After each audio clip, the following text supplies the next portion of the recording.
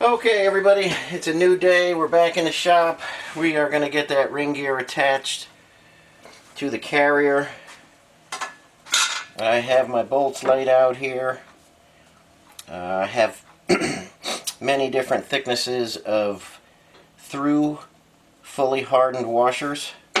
This is not something that you could pick up locally unless you go to like a machinery dealer or something like that, industrial house.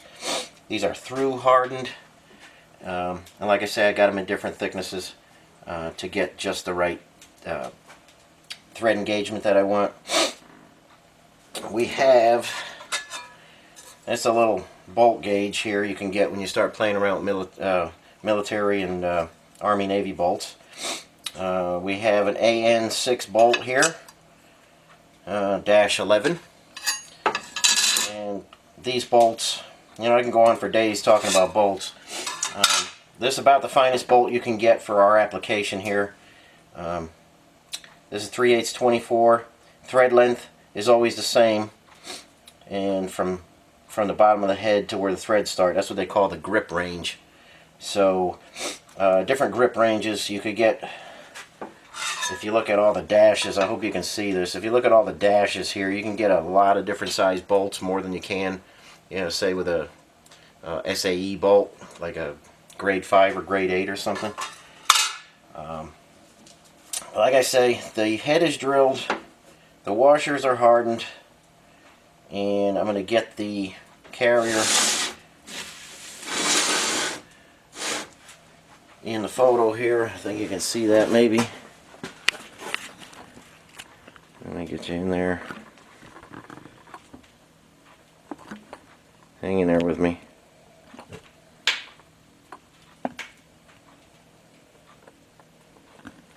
Okay, I've got just two loosely installed. I've got my threads nice and clean. You can put a little Loctite on there if you're not sure about things. These are going to torque down beautifully, and we're going to have them safety wired. I'm not putting any Loctite on these. If you have just a bolt with no safety wire or something, you can put a little Loctite. Most modern setups come from the factory with a locking sealant on them. But, we're just going to put these in, and the torque on these bolts is 55 foot-pounds. So I'll get all the bolts in. Nothing exciting about putting bolts in and torquing them, but I'll get all the bolts in, and I will torque them to 55. And the next step is going to be getting the safety wire through there, and we can feel real good about none of these bolts loosening up or falling out. So that's what that looks like, and I'll get busy tightening those and be right back with you. Okay, there are all the bolts torqued, and I have a 3/16 thick, that's 187 thousandths thick hardened washer under there. And what that does for me, it puts the bolt head just above flush on the ring gear. You know, anything sticking out isn't really doing anything. So you want to get as close as you can to perfectly flush there. Make sure you can see all that. Yeah, I think you can see that. Like I say, I've got washers 1/8 inch, 16th inch, 50 thousandths. You could get the hardened washers in many thicknesses, 1/4 inch or more. So that will really help you get your bolt in the right place. And that's what that looks like. I will safety wire everything now, and I'll come back and show you what that looks like. And then after that, I will just assemble the axle as normal. I've done some pretty extensive rear axle rebuilds and axle shimming and all that stuff. This is getting an 11-inch brake kit on it. I don't have that yet. That's coming in.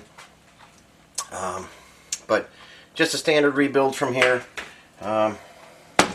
We did the lock right yesterday. That turned out nice. So this is ready to go in. I'll get some axle bearings pressed on.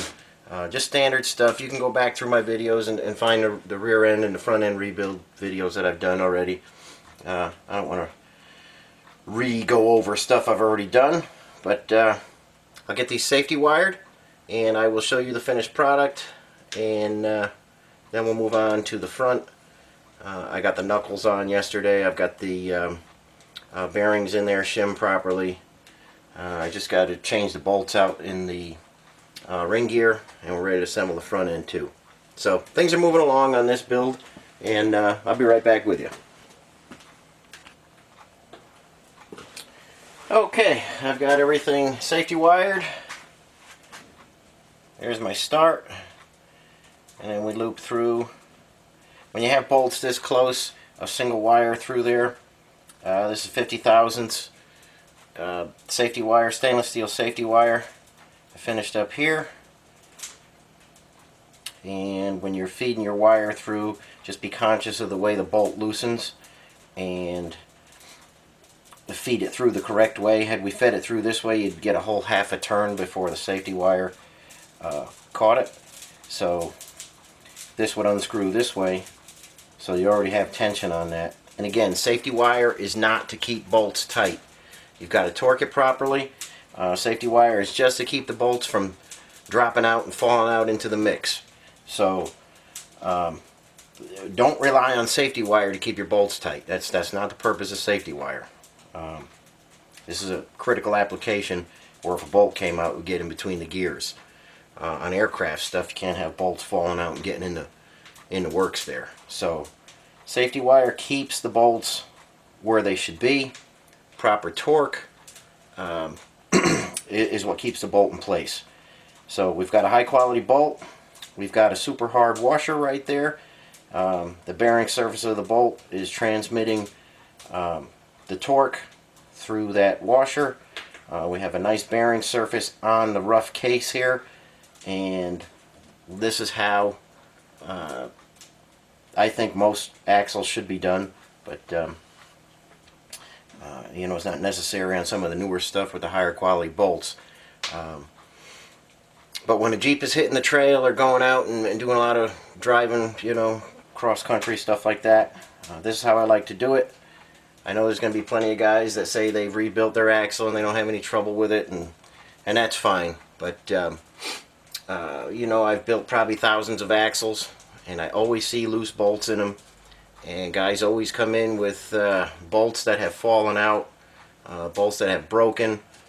When you do enough axles, you start to see a pattern. So if you rebuilt your axle and it's good, that's fine. But I'm out there every day doing this stuff. I know what works and what doesn't. So this works for me. I've never had a failure.